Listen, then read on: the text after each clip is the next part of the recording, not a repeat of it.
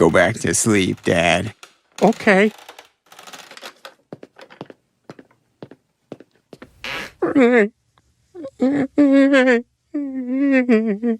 You're very precious to me. Family Guy doesn't care about continuity, and here's proof. For over 2 decades, Seth MacFarlane's animated Chaos Factory has built an empire on cutaway gags, offensive humor, and storylines that contradict themselves faster than Peter can destroy a perfectly good chicken restaurant. But here's the thing. Beneath all those random pop culture references and Conway Twitty performances lies a web of plot holes so massive, so absurd, that even the show's writers have given up pretending to care. Today, we're diving into the wildest continuity disasters that prove Family Guy exists in a universe where logic took a permanent vacation. Bonnie's eternal pregnancy, the 7-year gestation. Yeah, I don't want to bring a new baby into the world with him running around. Okay, first of all, Bonnie, you've been pregnant for like 6 years, all right? Either have the baby or don't. Let's talk about Bonnie Swanson, who gave birth to the most patient baby in television history. When we first meet Bonnie in Season 1's A Hero Sits Next Door, she's visibly pregnant, looking ready to pop at any moment. Seems normal, right? Wrong, because Bonnie would remain pregnant for 116 episodes spanning 7 actual years of television. Think about that. While the rest of us were aging normally, going through relationships, changing jobs, and watching the iPhone get invented, Bonnie Swanson was carrying the same baby. The show even acknowledged its own insanity when Peter casually tells her, "Bonnie, you've been pregnant for like 6 years. Either have the baby or don't." It's the kind of meta humor that makes you realize the writers know exactly what they're doing, they just don't care. Bonnie finally gives birth to daughter Susie in Season 7's Ocean's 3.5, roughly a decade after her pregnancy began.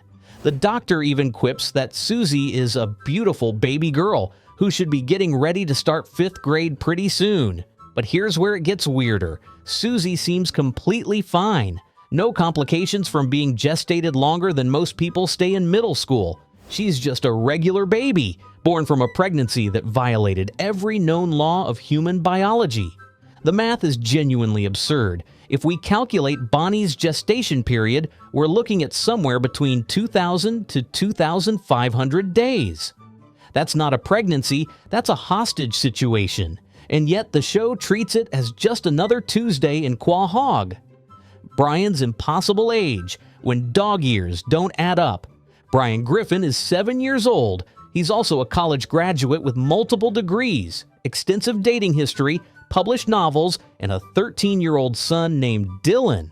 Let that sink in for a second. The math literally doesn't work, and Family Guy knows it. In Season 6's The Former Life of Brian, we meet Dylan, Brian's teenage son, who's already deep into his rebellious phase. This is white bread. Yeah, so? Well, don't we have any of that whole grain stuff? No, this was cheaper. I don't want Dylan eating white bread. The only problem? Brian is canonically 7 years old in dog years, which translates to roughly late 30s in human years.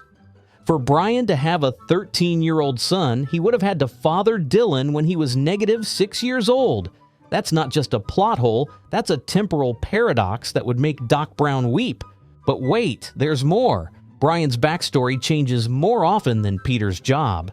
In Season 1's Brian Portrait of a Dog, Peter explains he found Brian as an adult stray on the highway. Simple enough. Then Season 2's Road to Rhode Island shows us baby Brian at a puppy mill being separated from his mother by breeders.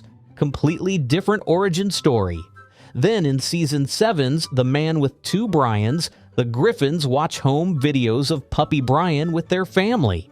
And finally, in Season 19's Who's Brian Now?, Brian is reunited with the Hendersons, his original owners who had him microchipped. Now, as happy as we are you've returned to us, you eat down here. Ah, dog bowl. Ugh, this food looks gross. It's very good for you. I don't believe you. Well, who would you believe? I don't know. Robert Loggia? Whoa, Robert Loggia! Mrs. Henderson is right. Alpo dog food is nutritious and delicious. Thanks, Robert Loggia. No problem. Mind if I take a whiz in your bathroom? That's 4 completely different versions of how Brian joined the Griffin family. It's like the writers have a dartboard labeled Brian's origin stories and just throw whenever they need a flashback. The consistency is non-existent, and somehow we're all supposed to just roll with it. Stewie's intelligence paradox, evil genius to gay baby. Remember when Stewie Griffin was an evil genius plotting world domination? Bred a pig? Most genetically perfect one in the contest. Oink. Season 1. Stewie was building weather control devices, attempting matricide, and delivering monologues about crushing his enemies beneath his tiny booties. Fast forward to current Family Guy, and Stewie's main personality trait is being obsessed with Brian and making Broadway references. The transformation happened gradually, but the show never addressed it. You know what? Just give me till next Friday. I'll have it for you. Oh, that's funny. I could have sworn I said have it today. Yeah, I don't have it. Sorry. Oh, well, all right then. That's good, OJ. Early Stewie could build functioning time machines, mind control devices, cloning technology, and interdimensional portals. He literally created the universe itself in the Big Bang Theory episode. This baby has technology that would make Tony Stark jealous. But somehow he can't figure out how to open a baby gate when the plot requires it. And here's the real kicker. Who can actually understand Stewie? The rules change episode to episode. Sometimes only Brian understands him. Other times, Chris can hear him perfectly. Peter and Lois generally can't understand him, except when they can. In Road to Rhode Island, random adults at the airport have full conversations with him. But at home, Lois hands him a pacifier like he just said, "Gaga." The show has acknowledged this inconsistency multiple times. In one episode, Brian straight up asks Stewie, "How much of what you say do people understand?" Stewie replies, "It varies." That's not an answer. That's the writers admitting they gave up tracking their own rules. The Stewie comprehension matrix is basically whoever the joke needs to understand him at that exact moment. Carol Pewterschmidt's vanishing baby, the mystery child of Quahog. In Season 3's A Mission Impossible, Lois's sister Carol gives birth to a baby boy, with Peter serving as the unexpected delivery doctor. It's a whole thing, very dramatic, typical Family Guy chaos. The baby is born, everyone celebrates, and then something truly magical happens. That child completely disappears from existence. When Carol returns in Season 9's Brothers and Sisters, there's zero mention of her son, not even a throwaway line. She's portrayed as single and childless, going through her 9th divorce without a kid in sight. At her wedding to Mayor Adam West, no mysterious son makes an appearance. When she shows up for family gatherings, she's flying solo. The Family Guy wiki even lists this as one of the show's unresolved plot holes. So what happened? Was the baby adopted? Kidnapped? Did he run away the moment he learned to crawl just like Carol joked he would? The show offers no explanation, no closure, nothing. That child exists in some kind of narrative limbo, forgotten by everyone except obsessive fans who actually pay attention to continuity. I don't know what to do now. I don't have the parenting skills necessary to deal with this. Peter's ever-changing parentage, the Griffin family tree disaster. For the first 5 seasons, Peter Griffin's father was Francis Griffin, that strict, abusive Catholic who made Peter's childhood a living hell. Well, in that case, I'm suing you for sexual harassment. I'll see you at home. Their relationship was a running element of the show, toxic but consistent. Then Season 5's Peter's 2 dads dropped a bomb. Mickey McFinnigan, an Irishman from Peter's mother's past, is actually his biological father. Okay, fine. Secret parentage reveal, classic soap opera move. Peter's an Irishman, not actually a Griffin by blood. What happened? Peter, you won! My God! Nobody's ever beat me at the game of drink. Now do you believe that you're my dad? Nobody but a McFinnigan could handle that much of the creature. You're the broth of me own stubby shillelagh, all right? That tracks with his personality, but here's where it falls apart. We've met multiple Peter ancestors who carry the Griffin surname and look exactly like him. Nate Griffin, the black ancestor from historical flashbacks, shares Peter's exact appearance and carries the Griffin name. How is that possible if Peter's not biologically a Griffin? Did Nate somehow descend from Francis's line, yet Peter looks identical to him despite being a McFinnigan? The family tree makes no mathematical sense.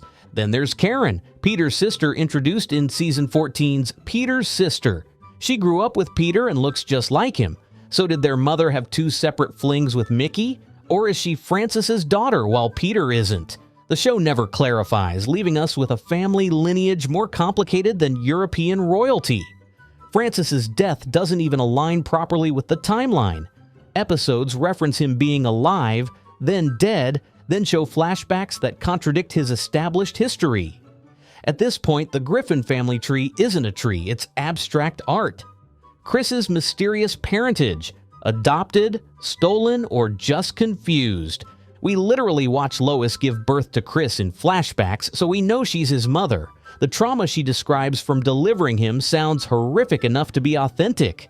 But who's his father? That's apparently up for debate. In Season 3's Screwed the Pooch, Brian casually mentions that Meg's real father is Stan Thompson, then adds, "You remember how good you felt after you had Chris? 9 months later, Chris is born." And Stewie's favorite bedtime story is Good night, Moon. And Meg's real father's name is Stan Thompson. Wait, what? That line implies Peter might not be Chris's father either. Later, in Season 17's You Can't Handle the Booth, Lois straight up tells Peter that Chris might not even be your son because she once slept with Philip Seymour Hoffman. That's a pretty specific accusation to just throw out there during a meta episode. Cheetah, there's something you don't know. Chris might not even be your son. What? I once slept with Philip Seymour Hoffman. You what? But the wildest theory comes from Season 19 when Peter mentions they stole Chris from a Dutch family. Is this a joke? Is Chris actually adopted? Was he kidnapped from the Netherlands? Yeah, sort of like Chris doesn't remember we stole him from a Dutch family. What's this now? We hebben het later over. Hoe begrijp je werk je tegen me? The show treats this revelation as throwaway dialogue, never addressing it again. So Chris is simultaneously Lois's biological son, possibly not Peter's son, maybe adopted, potentially stolen from Dutch people, and definitely confused about his own origin story. The poor kid can't even get a consistent backstory. Joe's fluctuating disability, paralyzed until the plot needs him not to be. Yay! Oh, I guess we're stuck. Hang on, let me empty this bag. Yay! Gross. Joe Swanson's paralysis operates on cartoon physics that would make physicists cry. Some episodes portray him as completely helpless, unable to reach a TV remote or climb into bed without assistance. Other episodes have him bench pressing criminals. In The Perfect Castaway, Joe literally dives into the ocean to save Peter from drowning.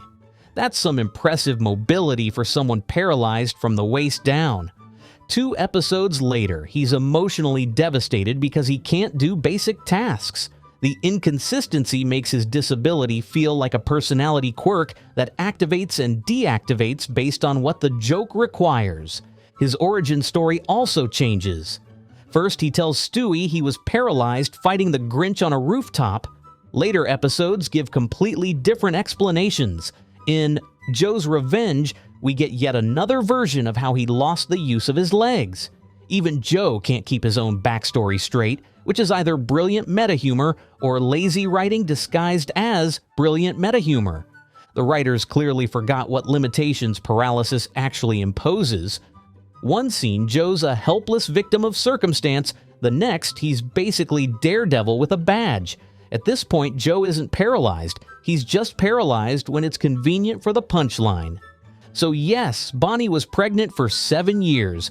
Brian has a son older than himself. Stewie went from evil genius to Broadway baby. Carol's child vanished into the void.